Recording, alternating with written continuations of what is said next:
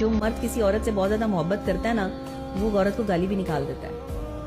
और औरतें गालियां खाकर जो है वो ये कहती हैं कि ये मर्द मुझसे नफरत करता है। जो मर्द आपको गाली निकाल रहा है ना, या आपको जो है वो आप पे गुस्सा कर रहा है, वो आपसे मोहब्बत करता है, वो आपका मुखालिफ नहीं है। ये तो हमारी खवातीन को समझना चाहिए कि ये समझना चाहिए औरत को। बेवकूफ है वो औरतें जो नहीं समझ रही इस बात को कि मर्द तुम्हें गाली निकाल रहा है, इट्स मीन वो तुम्हें अपना समझ रहा है, वो तुम्हें समझ रहा है कि तुम उसकी हो।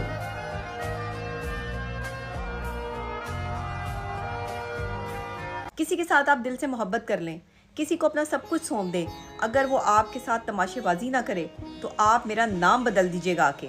अगर आपके मुखलिस होने पर जो है वो आपके मुंह पर ज़ोरदार चपेट ना पड़े तो आप कहिएगा कि डॉक्टर नबिया आपने गलत बात की थी। मतलब यहाँ आप जिसको जितना मर्जी सिखा लें, जितना मर्जी मोहब्बत दे लें, जितना मर्जी आप किसी के साथ मुखलिस हो जाएं, आस्तीन का सांप निकलेगा वो शख्स, और वो आपको वहाँ डसेगा जहाँ आपको पानी नहीं मिलेगा।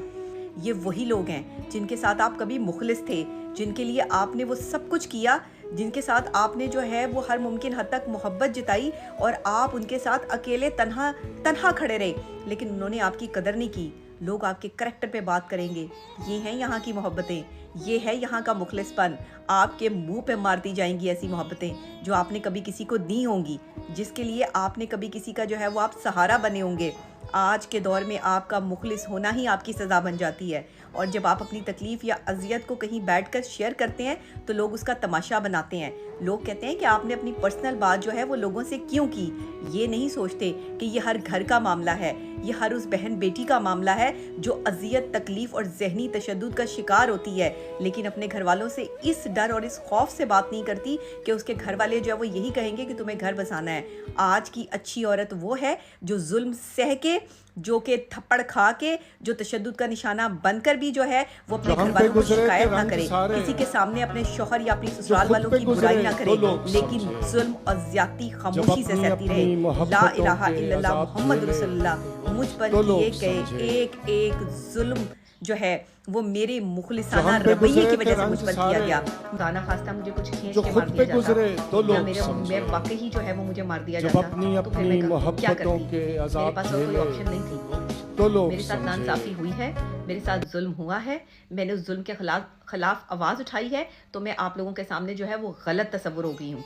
लेकिन मैंने हर उस बहन बेटी की आवाज़ उठाई है, और मैं आज हर उस बहन बेटी के साथ खड़ी हूँ जिसके साथ ससुराल में ज्यादती होती है, जिसको जहनी टॉर्चर किया जाता है, जिसका जहनी टॉर्चर नज़र नहीं आता लेकिन उसका वजन गिरता है, वो भूख नहीं लगती उसे, वो तकलीफ और अजियत का शिकार होती है, वो डिप्रेशन में चली जाती है। अपनी बहन बेटियों को अगर वो आपको बता रही हैं कि उन्हें जहनी तशद्दुद किया जाता है या जिस्मानी तशद्दुद किया जाता है, तो अपनी बेटियों को उस जगह से निकाल लें अपनी बहन बेटियों को उस जगह से। इस चीज़ के पीछे मत जाएं कि अपना घर बसाओ, अपना शौहर, अपनी ये और अपना वो। शौहर इज्जतदार, ख़ानदानी और नस्ली आदमी होना चाहिए, जो अपने माँ बाप के पीछे लग के या दूसरी औरतों के पीछे लग के अपनी बीवी की तज़लील ना करे। बीवी की इज्जत करने वाला शौहर जो है वो ख़ानदानी नस्ली आदमी होता है।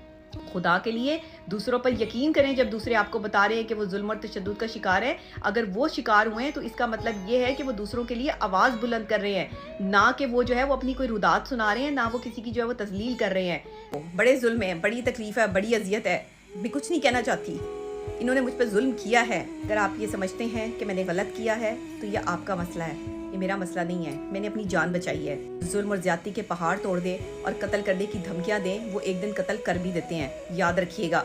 धोखेबाज लोग जो दूसरों की बहन बेटियों की जिंदगियां बर्बाद करते हैं, उन्हें ले जाते हैं और फिर उन पे जुल्म और ज्यादती करके बाद में कहते हैं हमने तो बहुत कुछ रखा हुआ था। जो हम पे गुजरे थे रंज सारे, जो खुद पे गुजरे तो लोग समझे, जब अपनी अपनी मोहब्बतों के अजाब झेले तो लोग समझे।